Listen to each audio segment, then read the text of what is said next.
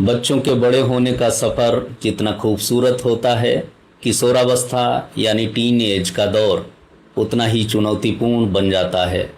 इस उम्र में बच्चे अचानक बदलने लगते हैं, जिद्दी हो जाते हैं और कई बार गलत राह पर भटकने लगते हैं। आज हम आधुनिक न्यूरोसाइंस, मनोविज्ञान और अपने सनातन संस्कारों को आधार बनाते हुए चर्चा करेंगे कि माता पिता के रूप में आपकी वे 10 सबसे बड़ी जिम्मेदारियां कौन सी हैं जो आपके बच्चे को भटकाव से बचा सकती हैं। पहली जिम्मेदारी, किशोरावस्था के मानसिक परिवर्तनों को वैज्ञानिक रूप से समझना। सबसे पहले माता पिता को यह समझना होगा कि टीन एज में बच्चों का दिमाग तेजी से बदल रहा होता है।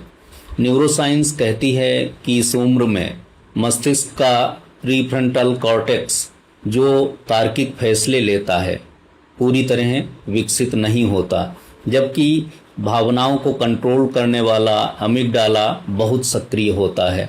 इसलिए बच्चे जल्दी गुस्सा होते हैं और आवेग में फैसले ले लेते हैं।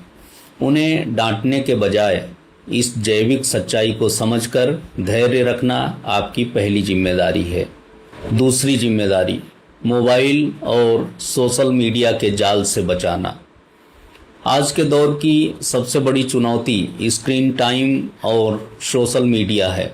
रील्स और वर्चुअल दुनिया बच्चों के डोपामाइन लेवल को बढ़ाकर उन्हें भ्रमित कर रही हैं। माता पिता होने के नाते बच्चों के साथ स्क्रीन इस्तेमाल करने के स्पष्ट नियम तय करें और खुद भी उनके सामने मोबाइल का कम उपयोग करके आदर्श प्रस्तुत करें। तीसरी जिम्मेदारी, सही मित्रों और संगति का चुनाव करना। टीन एज में दोस्तों का प्रभाव परिवार से ज़्यादा होने लगता है। बच्चे किस तरह के लोगों के साथ उठ बैठ रहे हैं, इस पर पैनी लेकिन दोस्ताना नज़र रखना बहुत ज़रूरी है।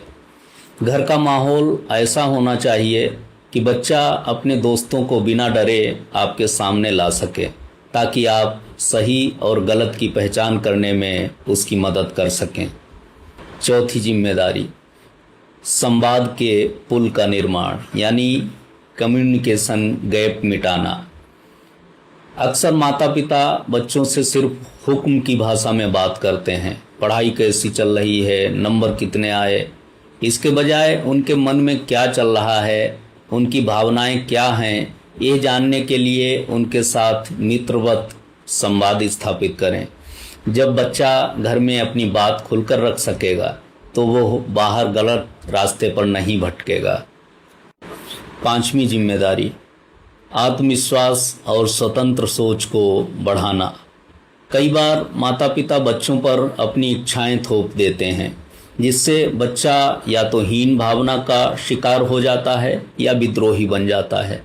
बच्चे की योग्यताओं को पहचानें, उसकी छोटी छोटी सफलताओं की सराहना करें और उसे अपने निर्णय खुद लेने के लिए प्रेरित करें, ताकि उसका आत्मविश्वास मजबूत हो। छठी जिम्मेदारी, सनातन संस्कार और नैतिक मूल्यों की नींव। आधुनिक शिक्षा बच्चे को डिग्री दे सकती है, लेकिन चरित्र निर्माण केवल संस्कारों से होता है। हमारे सनातन ग्रंथ रामायण, महाभारत के प्रसंग और नैतिक मूल्य बच्चों को यह सिखाते हैं कि जीवन में धर्म, मर्यादा और कर्तव्य का क्या महत्व है। जब भीतर मजबूत मूल्य होंगे तो बाहरी हवाएं उसे डिगा नहीं पाएंगी। सातवीं जिम्मेदारी, जीवन में अनुशासन और सही दिनचर्या। अनुशासन का मतलब बच्चों पर सख्ती करना नहीं है, बल्कि जीवन में एक नियमित लय लाना है। समय पर सोना, सुबह जल्दी उठना, शारीरिक खेल या योग को जीवन का हिस्सा बनाना, ये सब बच्चों के मस्तिष्क की रासायनिक असंतुलन को ठीक करने में मदद करते हैं। आठवीं जिम्मेदारी, गलतियों पर संवाद न कि सजा। टीन एज में बच्चे गलतियां करेंगे, यह उनके सीखने की प्रक्रिया का हिस्सा है। यदि बच्चा गलती करे तो उस पर चिल्लाने या शारीरिक दंड देने के बजाय उसे एक समझदार मार्गदर्शक की तरह समझाएं। डर से बच्चे झूठ बोलना सीख जाते हैं, जबकि संवाद से वे सुधार करना सीखते हैं। 9वीं जिम्मेदारी, तुलना करने की आदत से बचना। शर्मा जी के बेटे को देखो, ये वाक्य टीन एज बच्चों के आत्मविश्वास को सबसे ज़्यादा तोड़ता है। हर बच्चा अद्वितीय है, उसकी तुलना किसी अन्य बच्चे से करने के बजाय उसकी अपनी पिछली क्षमता से तुलना करें और उसे आगे बढ़ाएं। 10वीं एवं अंतिम जिम्मेदारी, माता पिता का स्वयं का आचरण यानी रोल मॉडल बनना। बच्चे अपने माता पिता के शब्दों से कम और उनके आचरण से ज़्यादा सीखते हैं। यदि आप खुद अनुशासनहीन हैं या गुस्से में गलत भाषा का प्रयोग करते हैं तो आप बच्चे से संयम की उम्मीद नहीं कर सकते। आपका अपना जीवन बच्चों के लिए सबसे बड़ा आईना होता है। किशोरावस्था बच्चों के जीवन का एक तूफानी दौर है, लेकिन यदि माता पिता एक मजबूत और समझदार नींव बनकर साथ दें तो यही बच्चे कल के जिम्मेदार और ऊर्जावान नागरिक बनते हैं। इस विषय पर आपके क्या अनुभव और सुझाव हैं, अवश्य साझा करें। यदि ये जानकारी उपयोगी लगी हो तो मित्रों के साथ साझा करें और इस फेसबुक पेज को फॉलो और यूट्यूब चैनल को सब्सक्राइब करना न भूलें। धन्यवाद। जय श्री कृष्ण।